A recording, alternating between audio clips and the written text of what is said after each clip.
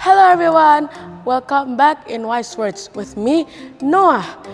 Today we're going to talk about a very important word, miracle. Can you say it with me?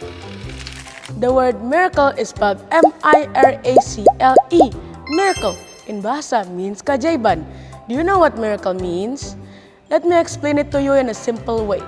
A miracle is when something amazing happens, something so extraordinary that it cannot be explained by science or human ability. It's when God shows His power in a way that makes us stop and just say, wow! In the Bible, we read many stories about miracles. Jesus calming the storm, healing the sick, feeding 5,000 people with 5 loaves of bread and 2 fish, and even raising the dead.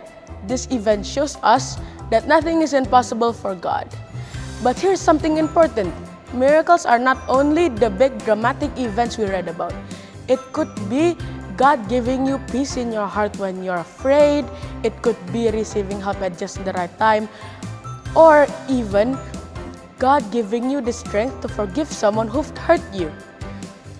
You see, miracles show us 2 things. That God is powerful and real. Second, that God cares about our every detail. Jesus said in Matthew 19, verse 26, with God all things are possible.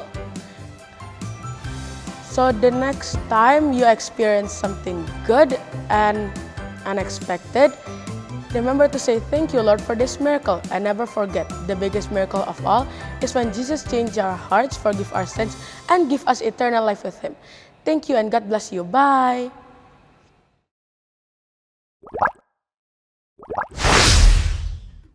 Bapak dan Ibu yang saya hormati, seringkali kita mengajarkan anak untuk percaya pada kuasa Tuhan lewat kisah-kisah besar di Alkitab. Laut Teberau terbelah, Yesus membangkitkan Lazarus, atau mujizat 5 roti dan 2 ikan. Semua itu benar dan luar biasa. Namun, ada satu hal yang tidak boleh kita lupakan. Keajaiban Tuhan juga hadir dalam hal-hal kecil di kehidupan sehari-hari. Anak-anak perlu belajar melihat bahwa keajaiban bukan hanya tentang kesembuhan yang spektakuler atau pertolongan yang dramatis. Keajaiban juga ada ketika mereka bangun pagi dalam keadaan sehat, ketika ada makanan di meja, ketika hujan turun menyirami tanah, atau ketika mereka menemukan teman yang mau menghibur di saat sedih. Bapak dan Ibu, tugas kita adalah membantu mereka melatih mata hati untuk melihat tanda-tanda kasih Tuhan itu. Cara sederhana, ajak mereka bersyukur setiap hari. Bukan hanya saat ada hal besar yang terjadi, misalnya sebelum tidur, tanyakan keajaiban kecil apa yang kamu lihat hari ini.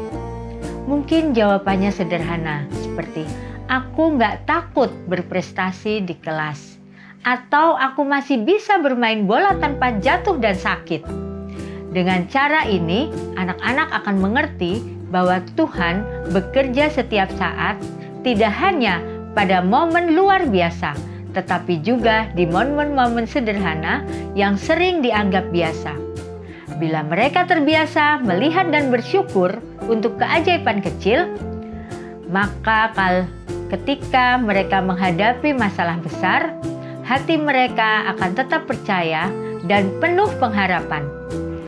Karena mereka tahu Tuhan yang setia dalam hal kecil pasti setia juga dalam hal-hal besar. Mari kita bersama-sama menjadi teladan dan melihat dan mengucapkan syukur atas setiap keajaiban sekecil apapun itu, supaya anak-anak kita bertumbuh dengan iman yang kokoh dan hati yang selalu mengandalkan Tuhan.